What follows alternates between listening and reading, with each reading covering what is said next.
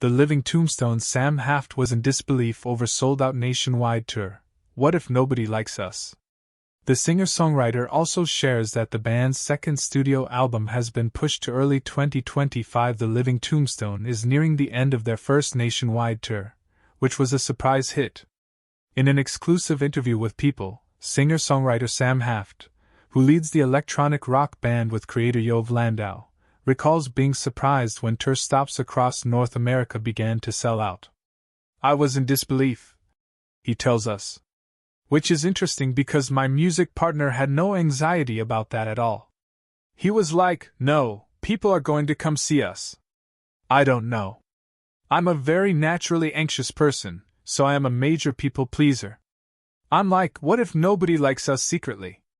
Haft explains that the Los Angeles-based group decided to go on tour after they did a successful test run of 3 shows in Southern California in October 2023.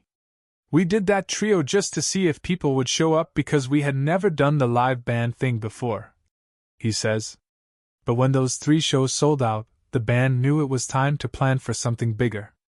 "Our tour was initially going to be, I think, 8 to 10 dates, and now we're going on 30 or something," he recalls. Since June, the Living Tombstone have made stops in places from Harrisburg, Pennsylvania to San Diego, and Haft notes that all have sold out except for their first show. The band will play their 4 final stops in November, which include Montreal, Toronto, Detroit and Columbus, Ohio, 2 of which are already sold out. Amid the tour, the music group is preparing to release their anticipated second album, Rust, which is expected to drop in early 2025 after initially being announced for 2024. "It's being pushed to the beginning of next year, in part because it's so important to us to really get it done right," the singer-songwriter says. "It is not like we are on any deadlines. We have our own creative latitude. We are not accountable to some label head who's going to be like, 'This is the day.'" Haft shares that the second album will be very different from their debut, 0_1, which was named after Landau's Tombstone in the band. The new album, on the other hand, will shine a light on his own character. He describes their first work as being about self-actualization and change, and the things you can control about yourself, and the things you can't. Speaking of album 2, he says, "This one was a challenge because we tried to not tread on any of the same ground. So what we tried to do was look externally and look at the things that are beyond our control." Considering the band's origins in making music inspired by video games and pop culture, Haft would be remiss not to recognize the role that fandom has played in their success. For instance, he recalls being asked by Blumhouse and Five Nights at Freddy's video game creator Scott Cawthon to lend their 2014 hit song inspired by the video game, which has over 372 million views on YouTube, to the 2023 movie adaptation. "They invited us to set, which they didn't have to do, but it meant so much to us, and especially Yoav, who made the song himself 10 years ago by himself in his room, at his computer, not even thinking twice about like, oh, who knows what this will be."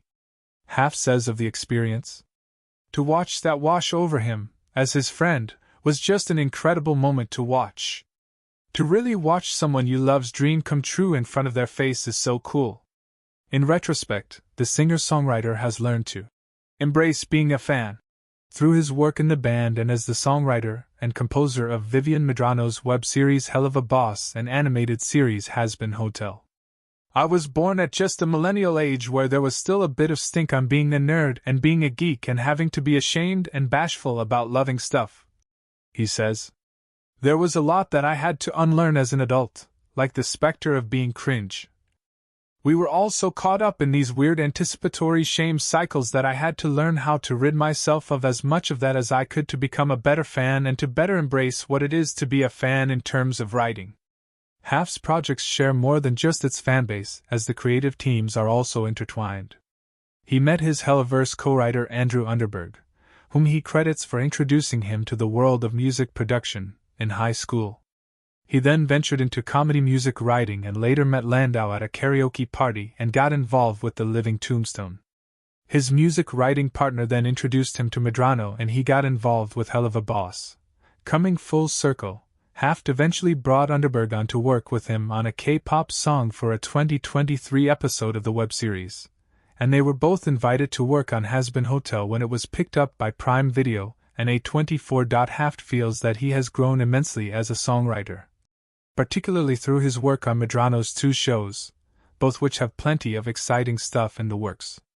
Hell of a Boss is gearing up to release the second half of its star-studded 3rd season, which will see John Waters and Harvey Guillen in anticipated guest spots, and Has Been Hotel received a speedy Season 2 renewal after breaking streaming records with its release in January. I used to go into writing a song thinking like, oh, how will I find inspiration for this? Haft says of his music writing evolution over the last year. Now I don't feel the need to go take a break and go looking for something else. It has created a creative discipline and a willingness to be playful. It has rid me of a lot of self-judgment, and has allowed me to just play freely, creatively.